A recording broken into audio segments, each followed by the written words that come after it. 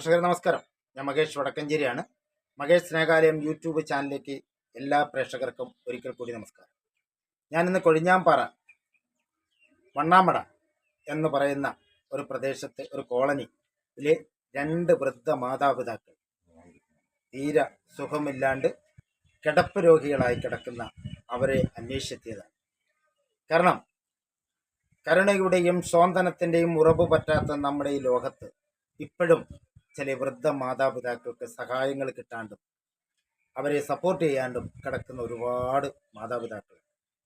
കാരണം ഇന്ന് നമ്മളെ പെറ്റു വളർത്തുന്ന മാതാപിതാക്കൾ ഈ ഇടുപ്പിൽ വെച്ച് വളർത്തി പോറ്റി വളർത്തി കൊണ്ടുവന്ന് അവരൊരു വഴിയിലേക്ക് എത്തിക്കാൻ, അവരുടെ ജീവിതത്തിൻ്റെ വഴിയിലേക്ക് എത്തിക്കാൻ പരിശ്രമിച്ച ചില മാതാപിതാക്കൾ ലാസ്റ്റ് മക്കളോടും മരുമക്കളോടും മറ്റുള്ളവരോടും അവർക്കൊരു സഹായത്തിനും അവർക്ക് മരുന്നിനും ഭക്ഷണത്തിനുമൊക്കെ യാചിക്കേണ്ടി വരുന്ന ഒരവസ്ഥ വരുമ്പോൾ ചില മക്കളും മരുമക്കളും പലരെയും അവരുടെ വാക്കുകൾ കേൾക്കേണ്ടി വരുന്നു, അവരെ സംരക്ഷിക്കാൻ പറ്റാണ്ട് വരുന്നു, ചിലപ്പോൾ ജോലി ഇല്ലാണ്ട് വരുന്നു, അവർക്ക് ആ കുടുംബം പുലർത്താൻ പോലും പറ്റാത്ത സാഹചര്യങ്ങൾ വരുമ്പോൾ അവർ സംരക്ഷിച്ചവരെ തിരിച്ച് അവരെ സംരക്ഷിക്കാൻ പറ്റാണ്ട് വരുന്ന സാഹചര്യങ്ങൾ പലതുമുണ്ട്.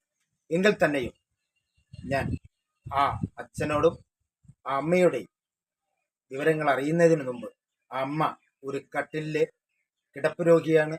അവർ അത്യാവശ്യം ബാത്റൂം കാര്യങ്ങളൊക്കെ കട്ടിലിൽ ഒരു തുളച്ചു, അതിലൊരു പ്ലാസ്റ്റിക് വെച്ചു, ഒരു വീൽ ചെയറോ അവരുടെ മറ്റ് സംവിധാനമോ അവർക്കില്ലാണ്ട് അതിലാണ് അവർ നിത്യേന മറ്റു മാർഗങ്ങൾ നിറവേറ്റിക്കൊണ്ടിരിക്കുന്നത്.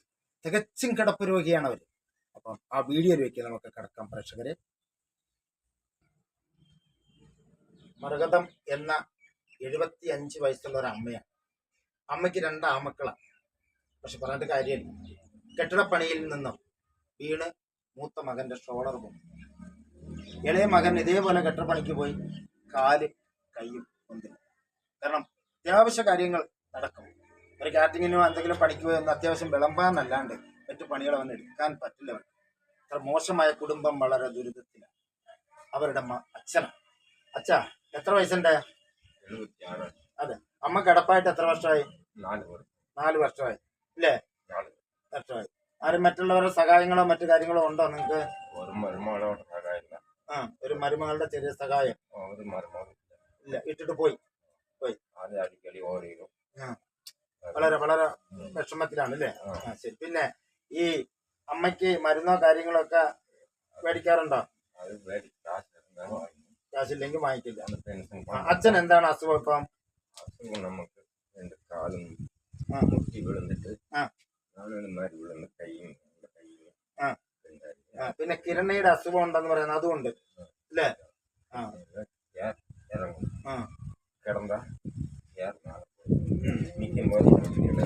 അപ്പൊ ഇങ്ങനെയുള്ള ഇദ്ദേഹത്തിനും ഇങ്ങനെയുള്ള അവസ്ഥയാണ്.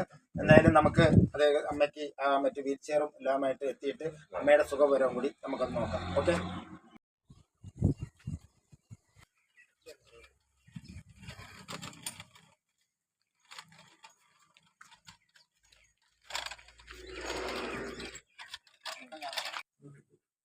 അമ്മേ ഒന്ന് എണീറ്റ് ഇരിക്കാൻ പറ്റുമോ?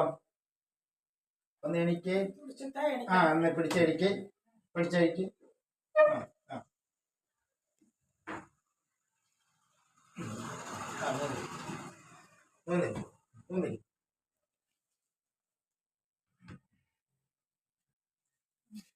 എന്താ പേര്?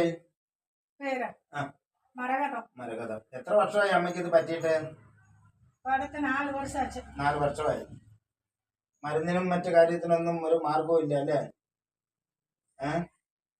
മരുന്നിനൊക്കെ ബുദ്ധിമുട്ട്. കേൾവി കുറവുണ്ട് അല്ലേ? കേൾവി കുറവുണ്ടാ? ഉണ്ടല്ലേ? ഇനിയിപ്പം ഈ കാല് എവിടെയാ ഓപ്പറേഷൻ ചെയ്തത്? എവിടെയാ ഇത്? ബാത്റൂമിലൊക്കെ ഇരിക്കുന്ന ഇവിടെയാണ്? ഏതിലാണ്? ഇതാണ്. ഇവിടെ വെച്ചിരിക്കുകയാണ് അല്ലേ? ഓ, ഇവിടെ തന്നെ ഇരുന്നിട്ട് എല്ലാം ചെയ്യാം അല്ലേ? കാല് എവിടെയാണ് ഓപ്പറേഷൻ ചെയ്തിരിക്കുന്നത്? ഒരു കൊല്ലത്തില് 4 ഓപ്പറേഷനാണ് നടന്നിരിക്കുന്നത് അല്ലേ? 4 ഓപ്പറേഷൻ നടന്നിരിക്കുകയാണ് കാലൊക്കെ അല്ലേ? വേണ്ട. ഇവിടുന്ന് ഇങ്ങോട്ട് കമ്പിയൊക്കെ ഇട്ടിരിക്കുക അല്ലേ? വിരലൊക്കെ എടുത്തു അല്ലേ? അച്ഛനും കണ്ടില്ലേ, വളരെ ദയനീയാവസ്ഥയാണ് ഇവരുടെ അവസ്ഥകൾ.